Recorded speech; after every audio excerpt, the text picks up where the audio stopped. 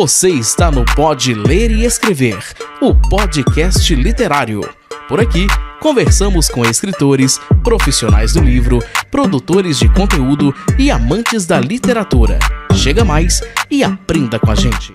Olá, meu povo, começando mais um Pode Ler e Escrever. Hoje com ele, escritor, linguista, amante da literatura e observador das relações sociais. Com você, professor, seu João Xavier. Grande João, como você está? Oi, Luiz, boa tarde, bom dia, boa noite para quem está nos ouvindo agora e no futuro. Eu estou muito bem, muito feliz de estar aqui com todos vocês, porque toda vez que eu converso sobre ler e escrever, é impossível não ser algo interessante. Nossa, e como? E João, eu esqueci de te falar, que voz bonita que você tem. As pessoas que ouviam o meu programa na rádio falavam isso também. Aí, ó. Eu tinha um programa chamado Empretecer. Até no Spotify, o pessoal consegue ouvir uns episódios, sabe? Opa. Que eu selecionei e coloquei lá os que eu mais gostei. É gostoso, eu tenho um prazer no podcast, na rádio, na comunicação. Fechou. Ô, João, tô muito feliz com a sua presença aqui, porque eu vi o seu material, fiquei encantado, gostei muito do que eu vi, e eu tenho certeza que essa conversa vai agregar muito na vida de muita gente. E assim, tô muito feliz mesmo. Como que você apareceu? Como que você surgiu? Uai! Uai! Deixa eu ver, pergunta interessante, como que eu começaria a responder essa pergunta? Porque há algumas vertentes aí. Como eu apareci como professor, como eu apareci como sujeito que sou, como eu apareci como seu João Xavier, como eu apareci na internet. Para onde você quer que eu vá? Ô João, eu não sei você, mas eu tive uma empresa que sempre quando alguém me perguntava o significado dela, eu ia lá e falava para um de um jeito, para outro eu falava de outro. Então assim, fica à vontade. Eu vou te dizer o seguinte, sendo de Belo Horizonte e tendo estudado em escola pública toda a minha vida, eu como professor surjo de um desejo de replicar todas as boas práticas que eu observei e pelas quais eu aprendi enquanto aluno. E isso me fez querer me tornar um professor, me encorajou a ir por esse caminho, que é um caminho de muitas renúncias, de muitos investimentos, de muita leitura, de muita reflexão, de muita doação, caminho da docência. Quando eu entro na UFMG, em 2007, para cursar letras, eu venho de uma outra porta que eu tinha passado anteriormente, que foi da oportunidade de fazer um curso de inglês com bolsa de estudos em uma das melhores escolas de inglês, na minha opinião, aqui de Belo Horizonte. E eu acho que é uma das melhores porque foi a que me deu a oportunidade, que me transformou no professor que eu sou. Então eu sei que funciona. Para quem não sabia responder What's Your Name, para virar doutor em linguística em língua inglesa, foi uma excelente formação. E eu passei por essa escola, recebi essa bolsa. Ali eu descobri que havia muito mais coisa do que no mundo e ao meu redor, do que as faltas e as restrições que eu tinha devido à comunidade onde eu cresci. E por meio dessa oportunidade de estudar inglês, de ganhar essa bolsa de estudos, eu consegui passar no vestibular na UFMG. O resto virou história, né? Me tornei professor, me formei, fiz a minha graduação, as pós-graduações que se sucederam lá na UFMG, tendo contato com muita gente diferente e com essa nova perspectiva do que era a educação, do que é o meio acadêmico, surgiu o seu João Xavier por trás de um pseudônimo chamado Nazaré, a Orientadora. Nazaré Orientadora, Nazaré baseado na Nazaré Tedesco da novela, e no caso da minha página no falecido Facebook, a Nazaré era uma orientadora de mestrado e doutorado. Eu acho que eu criei a Nazaré durante o mestrado. Isso, durante o mestrado eu criei a Nazaré. E comecei a postar coisas de humor, críticas à faculdade, críticas à vida acadêmica, que é muito pesada, é muito corrida, e criar memes. E de repente, quando eu me assustei, eu tinha quase 200 mil pessoas me seguindo no Facebook, seguindo a Nazaré Orientadora. Só que eu não queria mostrar quem era o meu rosto, qual era o meu rosto, então durante 4, 5 anos eu fiz a Nazaré no sigilo absoluto. Assim, 5, 6 pessoas no meu convívio íntimo sabiam que eu era Nazaré, e devido ao senso de humor delas bem cítrico, elas sempre contribuíam com uma coisa, falando, olha, eu acho que a Nazaré diria isso aqui. Mas naquele período terrível de governo Bolsonaro, de críticas à educação, à universidade, eu não me senti mais confortável de ter uma página de humor que fizesse críticas à educação. Não era a hora de eu criticar, mesmo que pelo humor, Sim. o meu ganha-pão, os meus colegas, o lugar onde eu estava, aquela crise da pandemia, né? As diversas crises emocionais que acometeram todo mundo. Eu falei, olha, eu não tenho mais humor para fazer a Nazaré. Aí, ao invés de fazer a transição da Nazaré para o Instagram, eu fui e matei a Nazaré. Aí, eu me arrependo da morte da Nazaré, porque hoje eu faria muita coisa com aquela plataforma, sabe? Muita gente eu fui convidado, aí eu teve um momento que eu me revelei como Nazaré, e eu fui convidado para dar palestra em faculdades, em outros intercâmbios com outras universidades, várias coisas aconteceram, mas aí eu não podia ser a Nazaré, não era a Nazaré. Aí eu falei, olha, eu acho que eu vou reivindicar aí um título para mim, antes que alguém reivindique, e eu vou ser o Seu João Xavier. E sou hoje o Seu João Xavier, professor, aspirante a escritor, né, escrevo. Tem os artigos acadêmicos e tem os outros textos literários que eu gosto de escrever, e tem sido essa caminhada inicial. Fantástico. Eu reparei que você utiliza muito o humor no seu material. Isso é uma característica sua ou você... Eu acho que sem rir, eu acho que a reflexão, por mais profunda que ela seja, ela não precisa ser pesada. A reflexão, por mais profunda que ela seja, ela não precisa ser pesada. Ela pode ser leve, ela pode ser ponderada, ela pode ser 8, ela pode ser 80, ela pode ser 88, ela pode ser 0,8. Não precisamos de tantos extremismos. Eu acho que o humor, ele convida, no meu texto, você leu textos meus que são bem leves e humorados, apesar de coisas muito pesadas que eu falo neles. Eu tenho uma outra veia de textos que são profundamente sérios e dramáticos. Um romance que eu escrevi, completamente uma coisa bem dramática, completamente diferente, uma outra vertente. Mas em tudo isso, eu acho que a leveza do humor atrai mais o olhar. Quando a gente pensa, por exemplo, no texto que você está citando, que são os textos mais leves, que são as crônicas, a crônica é um texto para a pessoa ler ali em pé, na fila da loteria, se ela quiser, sabe? É um texto que tem que caber num momento ali de leveza.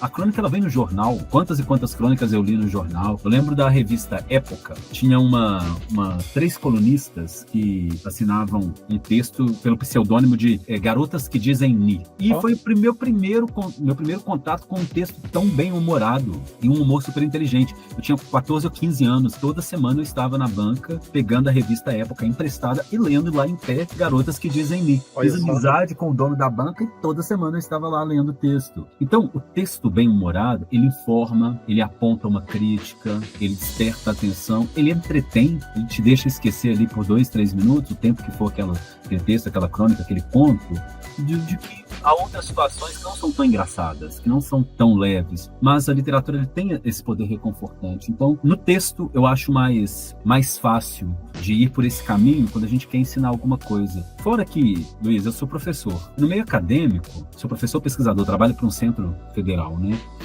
Uma instituição de ensino superior. E a gente produz muito texto acadêmico, a gente produz muito academiquez, a gente produz muita teoria, a gente produz muita coisa, muita pesquisa importante. São textos importantíssimos e chatíssimos.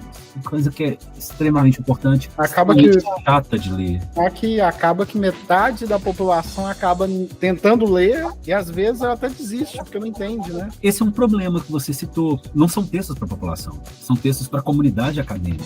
Mas são conteúdos que são extremamente importantes, que poderiam informar a população e ampliar o capital cultural da população. Só que na linguagem com que eles estão escritos, estruturados, não é fácil sequer para quem está no meio acadêmico conseguir compreender. Eu peguei um texto da área da administração para ler e eu achei um texto tão truncado. Eu falei, mas gente, por que eles estão escrevendo desse jeito? O objetivo não é que eu entenda o que eu estou lendo. E olha só, eu sou doutor em letras e eu li o texto e falei, que texto truncado, que coisa difícil. Por que dessas inversões? Por que dessas escolhas lexicais, estruturais? Entende? Então eu acho que a leitura que convida, a leitura que acolhe, é uma leitura que pode ser interpretada, pode ser lida, pode ser acessada. O objetivo da comunicação é transmitir uma mensagem.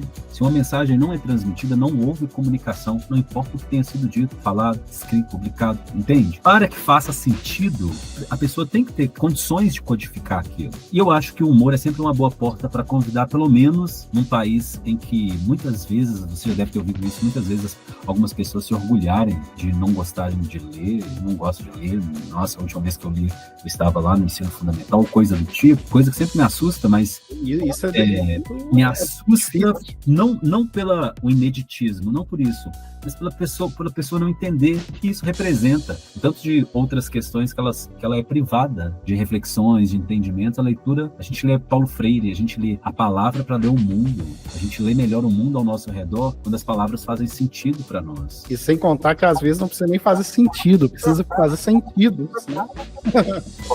Correto. E às vezes tem que desfazer sentidos, Exato. reconstruir sentidos, reconstruir pontos. Então, para mim, um texto de sucesso é um texto que cumpre o seu papel. Seja uma bula de remédio, que a gente sempre vai efeito colateral e o que fazer em caso de overdose, desde uma bula de remédio que você lê, identifica onde que você precisa, o que você precisa fazer, a uma receita de como fritar um ovo e fazer um omelete. Se não comunicar, se não for apreendido aquele conhecimento, aquele entendimento por quem tem aquele texto na mão, não houve uma comunicação efetiva. E um texto de sucesso, ele é efetivo, seja o texto que for. João, eu lembro que eu parei para ler o seu material sobre o espinho de ratazana e ele me lembrou um pouco Calvin Haroldo. Não sei porquê. Não sei se você já teve acesso a Calvin Haroldo, mas... Não, eu não conheço o texto de Calvin Haroldo. São sátiras, boas, assim, horrores de bom. Porque tem a ver com dois filósofos, só que numa visão de criança. E eu achei seu texto maravilhoso. Principalmente esse da ratazana, me corrija se eu falei errado. Isso, espetinho de ratazana. Espetinho. Assim, é uma coisa tão chocante, né, a gente pensar no espetinho de ratazana. Exato. Tão nojenta, tão triste. O que é um espetinho de ratazana? Vamos começar por aí. Por que espetinho de ratazana? E quando eu li a reportagem que me fez pensar nesse texto, é uma parlamentar evangélica, Lauriette, que estava numa missão diplomática evangelística. Eu não entendi como que é uma missão diplomática parlamentar evangelística, sabe? Uma triangulação meio medieval para mim, lá no interior da Paraíba. Aí eu abro o primeiro parênteses, Paraíba foi o lugar foi um sonho realizado pisar na Paraíba. Um sonho. Assim, é sempre tão caro para nós aqui do Sudeste irmos para o Nordeste. Quando a gente consegue uma passagem com preço que a gente consegue pagar, é um sonho. Maravilhoso. E fui para Paraíba passar Réveillon lá. Nossa, ai que delícia, que viagem boa. Mas algumas coisas me impressionaram na Paraíba. Parecia, em algumas partes da cidade, a prefeitura não estava fazendo o trabalho dela. Então tinha partes que tinha vários lotes, assim, no meio da cidade, lotes vagos. O passeio não tinha calçada, era de terra, umas coisas assim. Falei, poxa, mas eu tô em João Pessoa, na capital, e tem isso aqui na área central. Os colegas que eu fiz lá na Paraíba falaram, nossa, a gente tem um problema de abastecimento de água aqui. Às vezes falta água, 2 vezes na semana, esse tipo de coisa. Então isso em João Pessoa. Agora imagina no interior da Paraíba. Do interior, né? Do interior, porque eu morei 6 anos no Vale do Aço, em Timóteo. Só está a 200 quilômetros de Belo Horizonte. E os problemas ambientais, as coisas que acontecem lá, são chocantes. Estávamos lá a 200 quilômetros de Belo Horizonte. Agora, no interior da Paraíba, há faltas maiores e mais graves. E essa parlamentar foi para o interior da Paraíba, uma área em que a população está extremamente vulnerável, em que o Estado não está presente em várias questões sanitárias, alimentares, de segurança pública, urbanística, etc. Ela vai para casa de uma família, está numa situação de vulnerabilidade muito grande, durante a pandemia, vira e fala que essa família caça os ratos para poder preparam esses roedores, comem, termina a fala dela dizendo que Deus falou profundamente com ela. Gente, o que está acontecendo com as pessoas que estão no poder público? Como você consegue ir a um lugar, ver esse tipo de situação, não interpretar que é uma família que precisa de auxílio, porque no Brasil, nós brasileiros somos lindos, cheirosos, gostosos, limpinhos, gostamos de comer uma comida boa. A nossa comida brasileira, ela é gostosa de norte a sul do país, vai ter coisa para todos os gostos. Vai ter peixe, vai ter fritura, vai ter nossa comida mineira, vai ter de tudo. Só não vai ter coisa mal feita, só não vai ter rato na nossa comida. Nenhum brasileiro quer comer rato, nenhum. Então como que uma parlamentar representando o Estado pode falar, ver algo de bom numa situação em que uma família está passando esse tipo de necessidade? Eu falei, será que a gente vai normalizar o espetinho de ratazana? Então, sabe, eu pego essas coisas para trazer essa crítica. Esse texto especificamente, Espetinho de Ratazana, ele não é um texto bem humorado, ele é um texto bem duro. Porque a gente precisa ter essa reflexão, a gente precisa olhar para isso que acontece ao nosso redor e pensar, gente, o que está sendo feito do nosso povo, sabe? Então, eu gostei muito de ter escrito esse texto. E eu fiquei sem saber qual título eu colocava nele, fiquei pensando, depois que o texto estava pronto, já uns 4, 5 dias, eu falei, esse aqui vai ser o espetinho de ratazana, porque não tem nada mais que vai chocar mais alguém que pensar em um espetinho de ratazana. Nossa. Ô, João, aproveitando que você falou da sua formação, você é pesquisador no caso do Centro Federal de Educação e Tecnologia. Como que foi esse processo de você ser professor, ou melhor, como foi o processo da sua formação até virar pesquisador? Porque eu vi que assim, seu material tem uma base muito boa. Sim, sim. Eu fiz letras na UFMG, língua inglesa. Depois, na época que eu fiz, não havia licenciatura dupla na UFMG. Então, eu fiz apenas a língua inglesa. Depois que eu terminei a minha graduação em letras, na UFMG mesmo, eu fiz o meu mestrado em linguística aplicada. E no meu mestrado, falar em poucas frases, eu queria entender como tem um programa, uma política pública chamada Programa Nacional do Livro Didático. E nesse programa, ele diz que os livros didáticos, ou seja, os livros que nós utilizamos nas escolas, eles precisam retratar a pluralidade e a diversidade da população brasileira, livre de estereótipos, estigmas, preconceitos, discriminações de quaisquer tipo. Falei, excelente.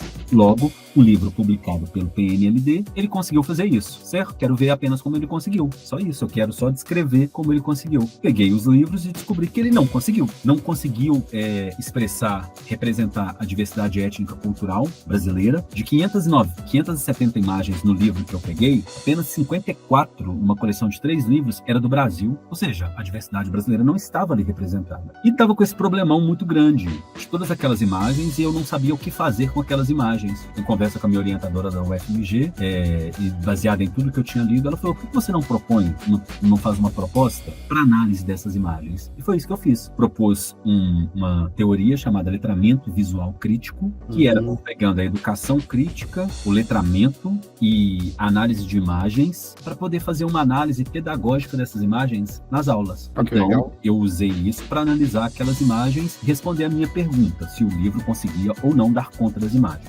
Defendi o meu mestrado. Com essa teoria, eu quis fazer o seguinte, olha, você escreveu uma receita de bolo, fazer o bolo, comer o bolo, falar que o bolo tá gostoso, aí é muito fácil, né? É uma coisa. Essa receita na mão de outros professores vai dar certo? Então, no doutorado, que eu fiz no Cefet, em Belo Horizonte, Centro Federal de Educação Tecnológica de Minas Gerais, eu peguei essa teoria e coloquei na mão de professores para eles testarem em suas aulas, analisando imagens do livro didático, porque os professores falaram, a gente só passa pela imagem, não tem nenhuma instrução do que fazer com ela, a gente só ignora a imagem. Então eles utilizaram essa teoria para poder analisar a imagem, para poder discutir a imagem, para propor questões reflexivas para os alunos a partir da própria imagem. No doutorado, foi a minha proposta. Logo, quando eu estava para defender o doutorado, teve concurso público do Cefet. Tinha uma vaga, nós éramos 87 candidatos, eu fiz o curso, passei no lugar e me tornei professor efetivo do Cefet. No Cefet, eu tenho um grupo de pesquisa sobre questões étnico-raciais, participo de outros grupos de estudo e de pesquisa, e esses grupos se reúnem para ler textos, debater, produzir artigos, promover eventos acadêmicos, tudo com o intuito de contribuir para a área da linguística, para a área educacional, da sociolinguística, da língua aplicada crítica, que é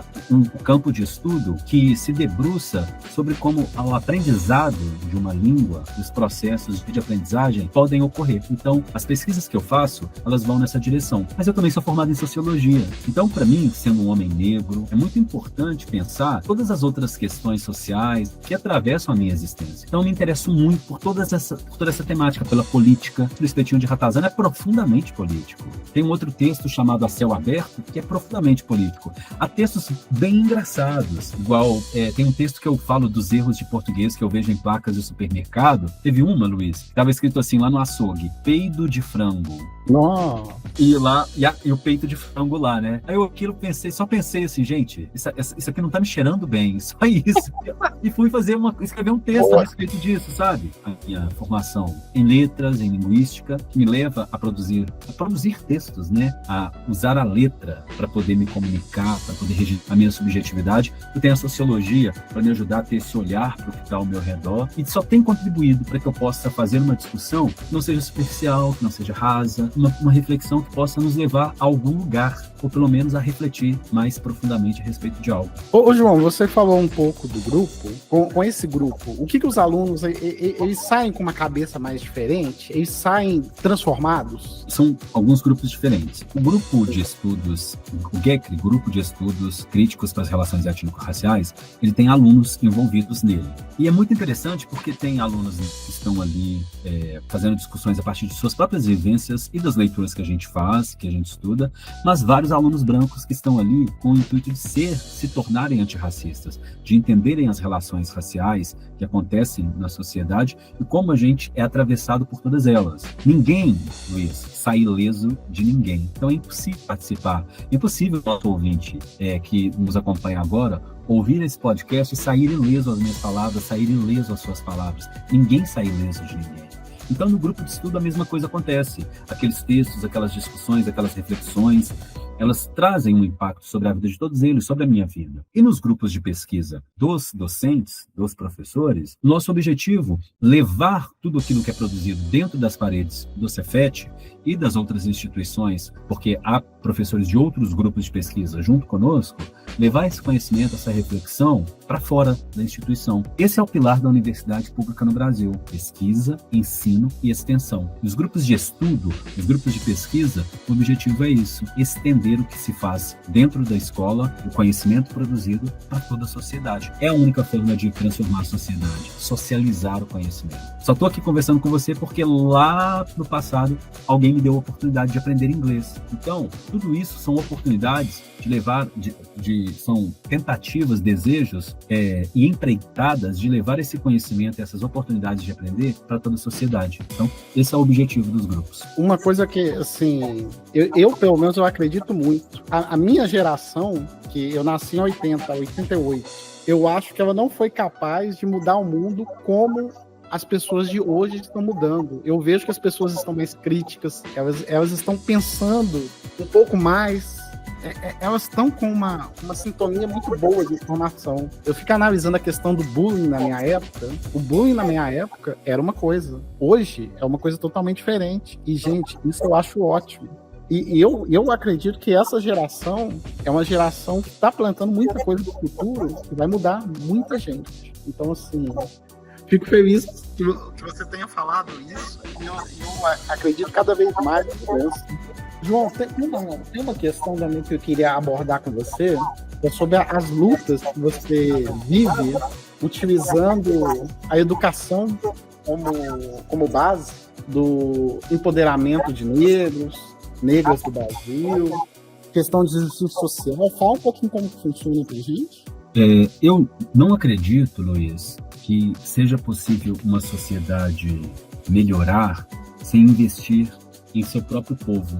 Eu não acredito que seja possível sejam possíveis que as desigualdades no Brasil sejam equalizadas, sejam consertadas, sem o investimento na educação, sem investimento no professor.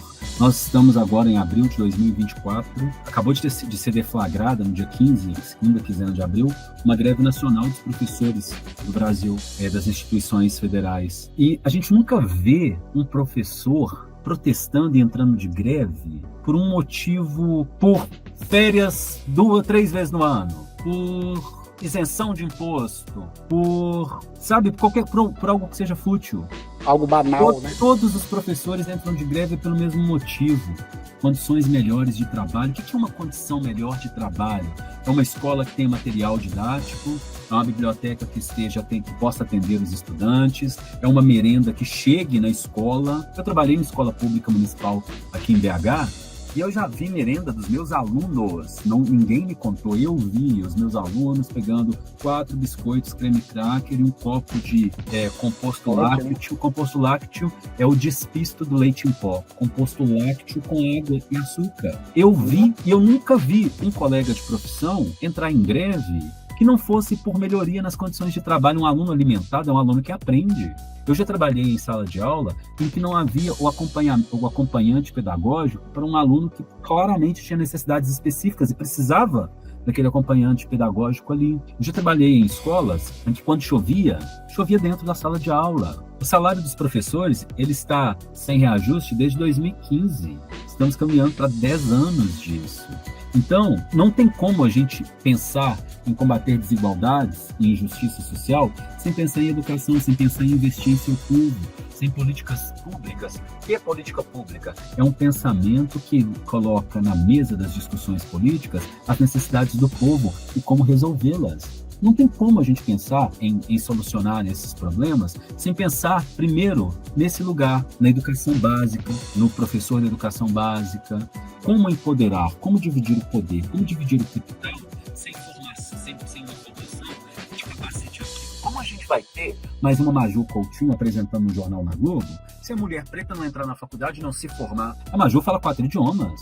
Eu lembro que da Maju falando assim, super por acaso, sabe aquela coisa, eu comi uma batatinha frita, sabe? Super por acaso, ela estava fazendo um curso de meteorologia na França, 4 meses. Cara, a mulher é altamente competente. Na seleção que ela passou para trabalhar na Globo, deve ter competido com muita gente. Com certeza. E teve que provar muita coisa. Como que a gente vai ter Glórias Marias? Como que a gente vai ter um professor negro se a gente não investe na educação básica, se a gente não investe no nosso país? Então, quando eu falo que a educação é algo muito caro para mim, é porque eu não vejo uma solução para o nosso país que não passe pelo investimento na educação básica. Muita gente, olha só, algo que me choca muito no nosso país é que nós não temos professores de matemática até o 6º ano. Até o 6º ano nós não temos professores de matemática. No seu caso, que é de 88, e o meu caso, eu também sou de 88, nós não tivemos professores de matemática até a 6ª série. Não tivemos. O que nós tivemos? Uma professora formada em pedagogia, dava aula, uma dava aula de português, ciências, estudos sociais, outra professora que dava aula de matemática, educação física e arte. O perfil da pessoa que vai para a pedagogia, geralmente é o perfil de uma pessoa que não é muito afeito à matemática, às ciências exatas. E nos 5 primeiros anos de educação básica fundamental lá que eu tive, e na escola em que eu trabalhei, as pessoas responsáveis pela aula de matemática não eram matemáticas. Pelo contrário, eram pessoas que não gostavam de matemática e que estavam com a matemática porque chegaram depois na escola. Por exemplo, eu sou o professor já da escola onde eu trabalhei. Você chegou agora. Eu sou professor regente da turma. Eu vou dar aula de português, de estudos sociais e ciências, hoje geografia e história, arte. Você vai pegar educação física, matemática e a outra matéria lá. Você não gosta de matemática. Como você pode inspirar uma criança a gostar de algo que você não gosta? Algo que você jurou para si mesmo que você nunca mais teria que fazer? Olha que desrespeito com a educação pública fundamental. Você não ter direito a um professor de matemática. Porque onera o município. Por que onera mais? A evasão escolar e uma geração inteira que não prospera educacionalmente? Ou contratar um profissional adequado para fazer aquilo? Para inspirar o amor pela matemática. Eu adoro leitura, eu adoro contar história, eu adoro escrever história. Eu quero ser um grande escritor, eu quero que todo mundo fique conhecendo as minhas histórias um dia. Porque a minha professora lá na 3ª série contava histórias incríveis, com sonoplastia e teatro. Olha que delícia. Se tivesse tido uma professora de matemática amante dos números, ela teria me explicado a matemática de uma forma que eu não teria tido tanta dificuldade posteriormente para poder absorver aqueles conhecimentos. Então, eu não acredito que a gente vai conseguir resolver problemas básicos e estruturais sem investir na escola. É tapar o sol com a peneira e apenas empurrar. Aprende uma coisa, gente. Desigualdades educacionais produzem pobreza. Repito, desigualdades educacionais produzem pobreza.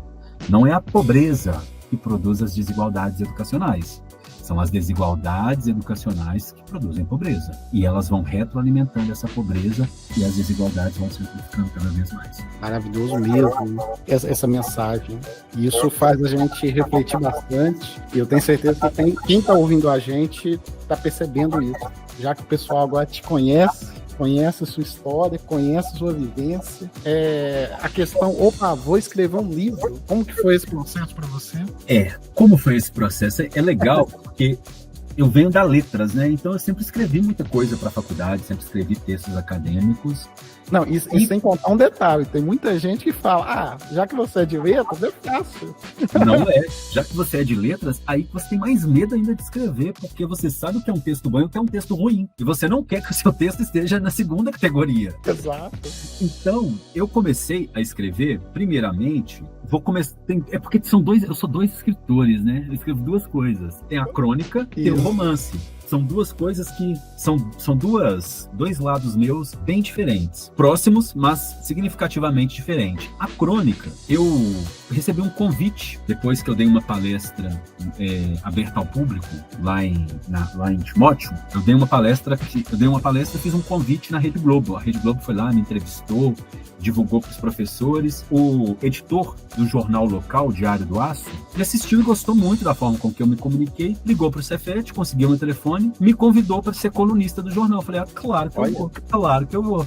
Tudo que eu quero é colocar essas questões que são muito caras para mim em algum lugar. E aí eu tinha que decidir que tipo de coluna que eu ia escrever. Escrever sobre comportamento, escrever sobre educação, escrever sobre a Carol Conká no Big Brother, escrever sobre sobre o que eu vou escrever. Vou escrever sobre tudo. E passei a escrever sobre tudo. Escrevi sobre a Carol Conká no Big Brother, e como aquilo ali, aquela questão, as pessoas estavam na época falando assim, isso é militância. Eu falei, peraí, gente, vamos entender o que é militância primeiro? Dar exemplos de militância.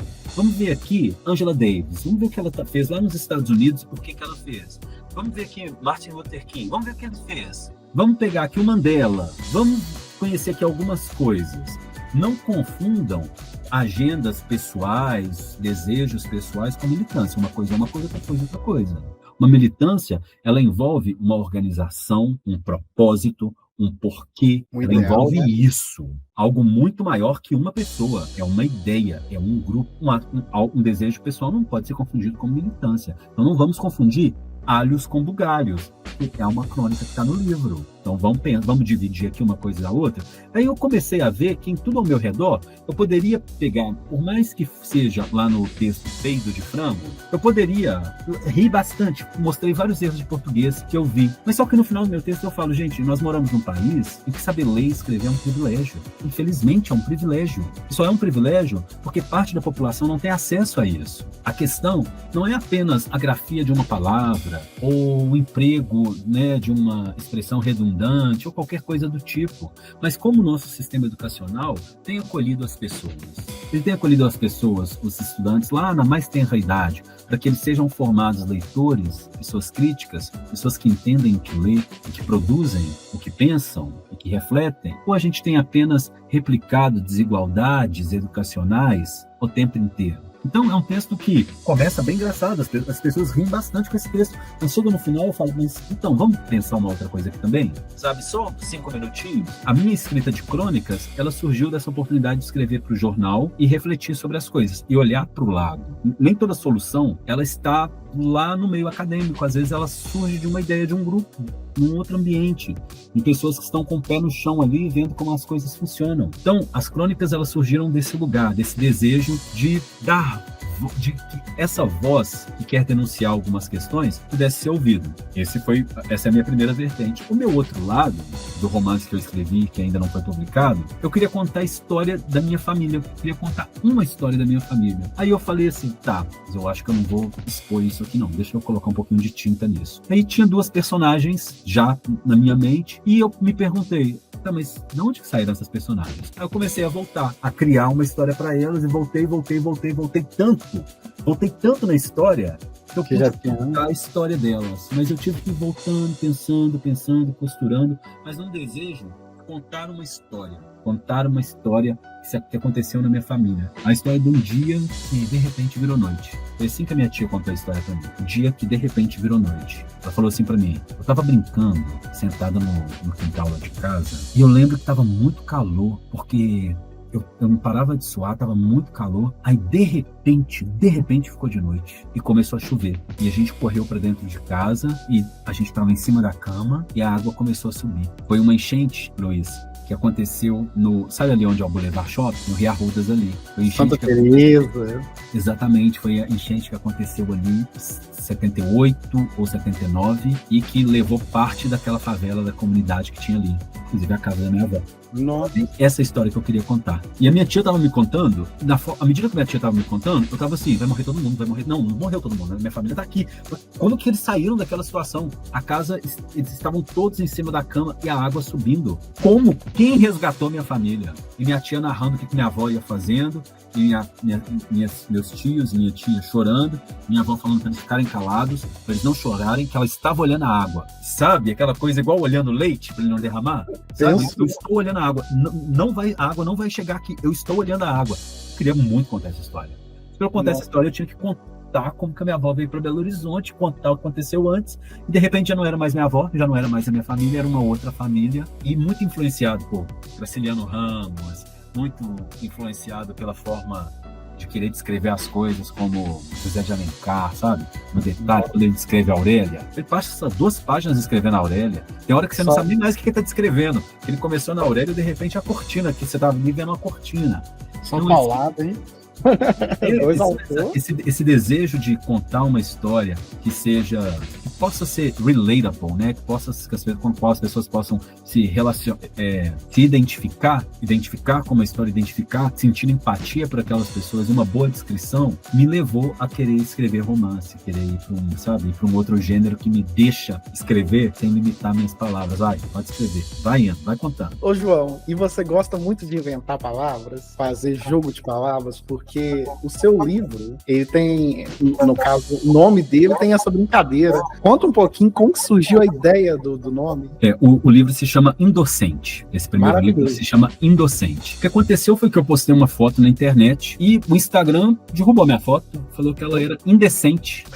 Eu falei, tá, o que tem de indecente nessa foto? Era a foto de um beijo, não tinha, sabe? Todo mundo vestido, não tinha mais nada ali. Foi derrubada a foto, eu fui chamado de indecente. Aí eu fui pesquisar o que era indecente. A etimologia da palavra, vamos ver o que é indecente. Uma pessoa que foge dos padrões sociais, dos padrões morais, sociais vigentes. Falei, tá, numa época em que as pessoas estão fazendo impeachment da presidenta, votando e justificando isso com voto homenageando torturador, ir contra a moral vigente é até uma boa coisa. Peraí, será que teve mais gente contra a moral vigente? Aí eu fui pesquisando. Cheguei, por exemplo, já tinha citado aqui Angela Davis, mais indecente que ela se opôs ao racismo, à discriminação, foi acusada de terrorismo, foi acusada de conspiração pelo FBI, ficou 18 meses presa porque ela se opôs à moral vigente daquela época, que era simplesmente racista. Posteriormente, Angela Davis foi considerada professora emérita da Universidade de Berkeley, na Califórnia, que tinha expulsado ela por indecência. Aí depois eu fui pensar, Elza Soares também foi bem indecente. Foi criticada pela sociedade carioca, foi jogada de lado, foi considerada voz do milênio, persistiu, cantou, foi humilhada no programa de televisão. Que mulher indecente. Aí comecei a ver várias pessoas indecentes, falei, gente, então se eu sou uma pessoa indecente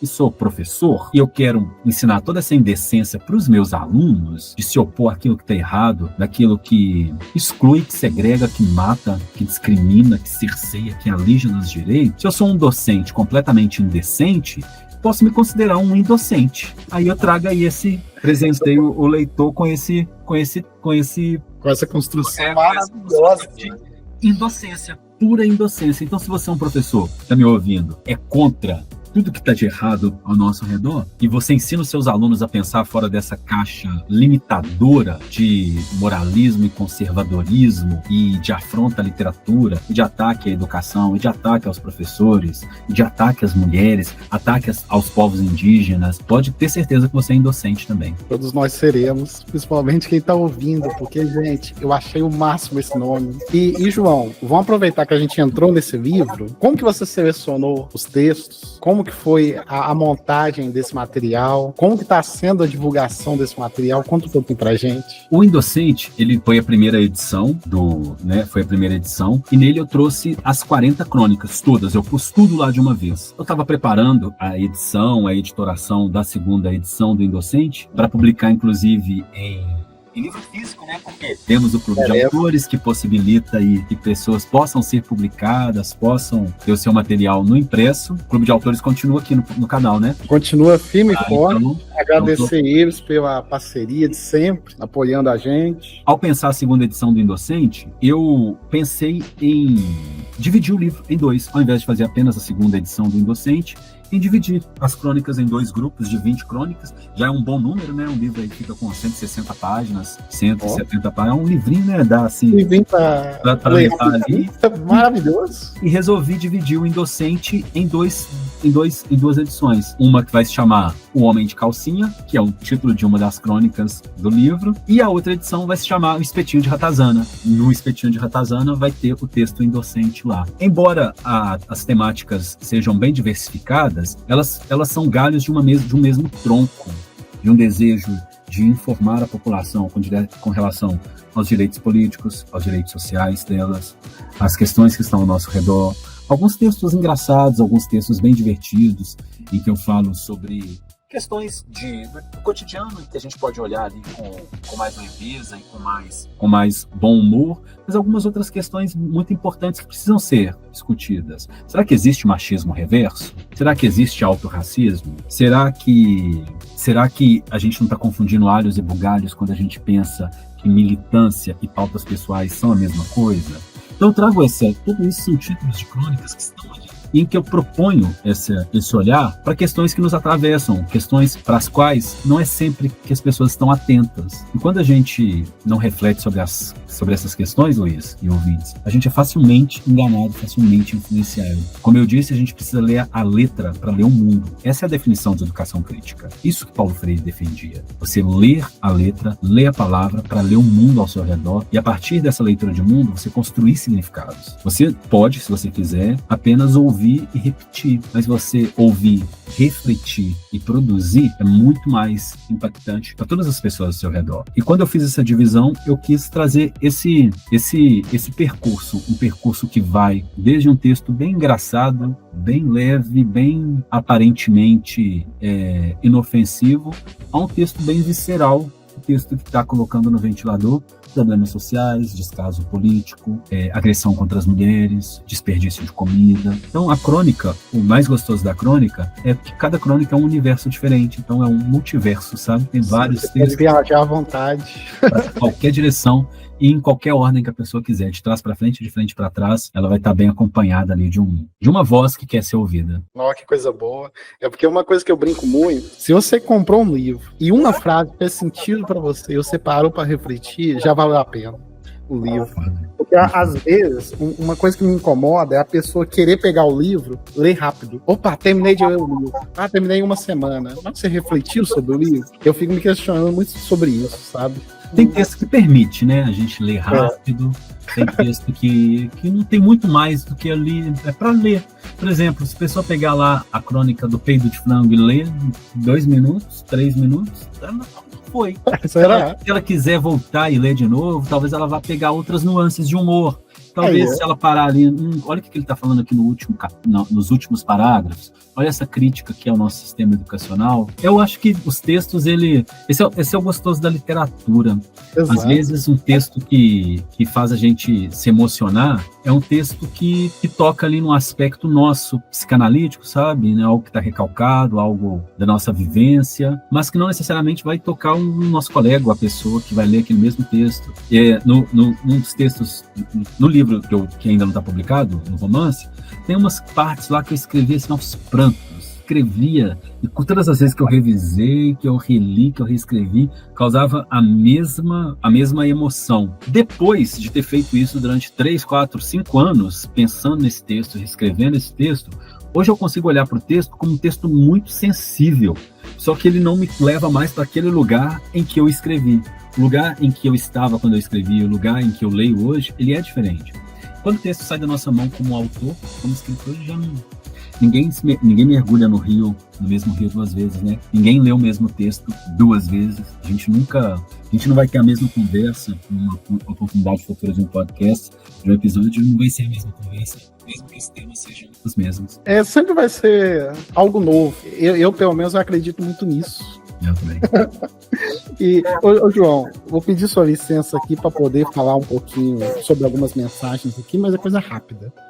Gente, para quem está acompanhando a gente, eu gostaria de agradecer muito a todo mundo que a gente, pelo terceiro mês seguido, a gente bate recordes em números, a gente teve um excelente resultado no mês passado, esse mês a gente também está tendo um resultado excelente. Então, a única coisa que eu peço e agradeço para todo mundo que está participando, todo mundo que está ouvindo, fico muito feliz. Gostaria de aproveitar, quem nos segue, curtir, compartilhar.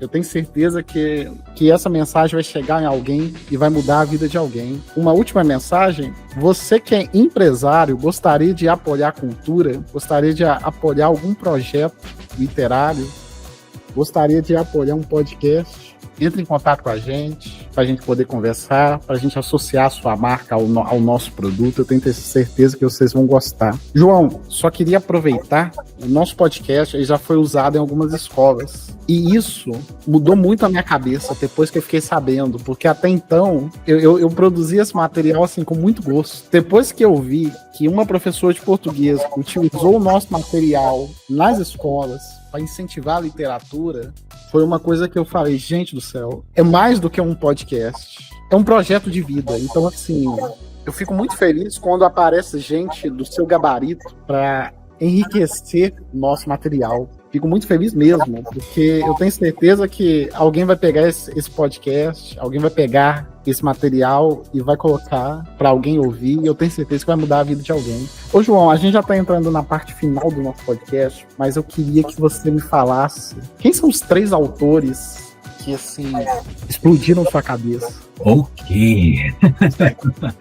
Bom, por motivos diferentes, todos eles que eu vou falar. Tem uma autora irlandesa que foi a primeira autora que me fez ler um livro e dar gargalhada. E eu ria, mas eu ria de vergonha alheia, porque durante muito tempo eu sofri de vergonha alheia. Então as situações eram tão constrangedoras que eu simplesmente falei, meu Deus do céu, tem condição de acontecer isso com uma pessoa. E essa autora, ela escreve chick lit, que é aquela literatura, sabe? Aquela literatura que não importa se você lê em 2 dias, tá? É só aquilo mesmo, entendeu? Entendi. Ela se chama Marian Keyes, ela é irlandesa, e ela é autora dos livros Melancia, Férias, Sushi, Hollywood, não, Las Vegas, Tem Alguém Aí, eu li todos esses. É tudo chick lit, toda aquela literatura, assim, preconceituoso esse nome, né, chick lit, parece que só mocinhas que vão ler esse tipo de literatura, só agora que eu parei pra pensar. Aqui, eu já li e já vendi demais essa autora. A Marian Keyes, ela é uma das autoras que eu gosto de citar, porque ela me ensinou um truque que eu usei em algumas coisas literárias que eu escrevi. O livro dela, chamado Férias, é esse livro que me enganou. Assim, tô acreditando que essa autora fez isso. Então, Marian Keyes, por isso. Pela leveza da escrita, pela leveza da observação, por personagens que são bem fáceis da gente estudar com eles na faculdade, da gente conhecer alguém daquele tipo. Então ela, nesse sentido, assim, estaria o trabalho dela. Conceição Evaristo, com Ponciá Vicêncio, foi um livro, é uma coisa muito estranha. Eu tenho que um dia, quando eu conheci a Conceição Evaristo, falar, Conceição, você é da minha família. Porque não tem condição, eu olho pra você é a irmã da minha avó. Não tem condição, você é da minha família. Ainda mais que ela é aqui de BH, não é possível. E a escrita dela é uma escrita com a qual eu me identifico muito, que dialoga muito comigo. Gosto da forma com que ela escreve, gosto da escrevivência, eu gosto do conceito de escrevivência, de escrever as vivências de pessoas negras. Eu gosto do A Gente Combinamos de Não Morrer. Eu gosto das frases dos textos dela, gosto dos personagens do livro dela. Então, a Conceição Evaristo é uma autora que me inspira. Marian Keyes me diverte e tem essa veia que é muito importante para uma obra que eu escrevi, então por isso eu a cito, mas eu não citaria o estilo dela. Da Conceição Evaristo tem um estilo. Tem as figuras de linguagem que eu acho poderosas, que me encantam, que eu gosto muito, que eu observo muito. Então, a Conceição Evaristo é essa autora brasileira que eu admiro muito. E a outra autora que eu gosto muitíssimo é a Maria Firmina, que é a primeira autora negra brasileira primeira autora negra de língua portuguesa que escreveu um romance. Ela é maranhense. Ela escreveu esse romance durante ainda a época de escravização no Brasil. E o texto dela é perfeito. Ele cumpre todos os requisitos da escola romântica, tal qual José de Alencar, tal qual Castro Alves, sabe? Todos os nossos clássicos, com a crítica tal qual Machado de Assis. Ela cumpre tudo, ela vai em tudo. E ela não tem o prestígio que esses homens têm. É isso que eu tô pensando. Eu Porque nunca li Maria Firmina na UFMG. Eu nunca fiz um seminário temático em Maria Firmina. Eu fiz em Machado de Assis. Eu estudei muito José de Alencar. As figuras, a narrativa, o autor. Nossa, quantos seminários eu participei do narrador em Machado de Assis. Tive até um professor na UFMG que ele se metamorfoseava em Machado de Assis. Foi muito louca, mas nunca em Maria Firmina. E a escrita dela, o romance dela, Úrsula, sabe? Paixões platônicas, triângulos amorosos, tipo quase uma Paola Bratti, ok? Vocês não vão ficar juntos. bem novela, né? Cara, ela entrega tudo na escrita dela. Todos os livros dela estão de graça na internet, todos. Se você não conhece Maria Firmina, comece por Úrsula. Tem A Escrava também, é uma outra obra dela. São textos lindíssimos, que não deixam a desejar em nenhum dos quesitos literários. Tal qual eu poderia citar José de Alencar aqui com Aurélia, que eu amo esse livro. Mas a Maria Firmina com a Úrsula, Aurélia e a Úrsula, são perfeitamente bem escritos, perfeitamente bem detalhados, só que um deles recebeu até hoje todos os louros, Maria Firmina não. Então eu cito essas três mulheres, poderia citar homens também, que eu gosto muito da escrita do Mia Couto, gosto muito de alguns autores contemporâneos nossos, né, pessoas com as quais eu espero um dia tomar um café e conversar sobre literatura e sobre outras coisas, mas se eu for falar aqui apenas 3 autores que influenciam a minha escrita, eu deixaria essas, inclusive essa que é irlandesa. Não, perfeito, porque quando sai da caixinha que é bom, gente. É tão gostoso ver referência fora da caixinha. Exato. Eu acho maravilhoso. Ô, João, e como que a gente te acha? Fácil.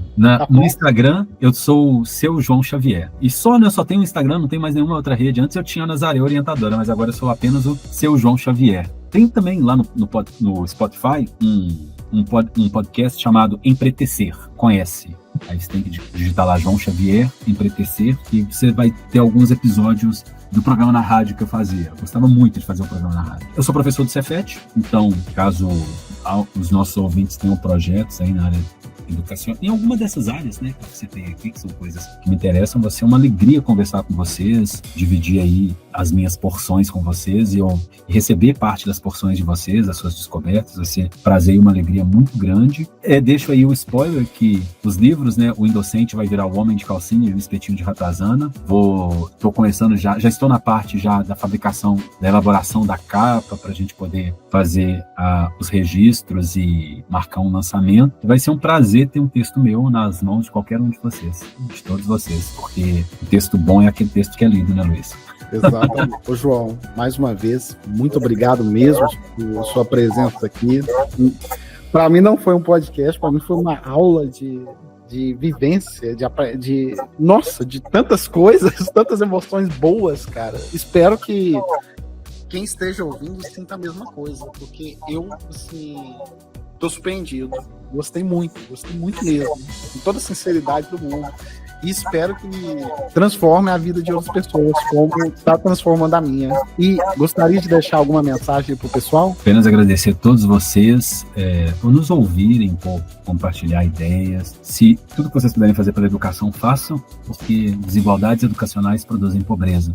E a única forma da gente transformar o nosso país é quando essas desigualdades educacionais não mais existirem. Ou, pelo menos, a gente vai tentando reduzi-las, né? Um grande abraço a todos vocês. Muito obrigado pelo convite, Luiz. Foi um prazer. Não, eu que tenho que agradecer. Muito obrigado, gente. E até a próxima. Tchau.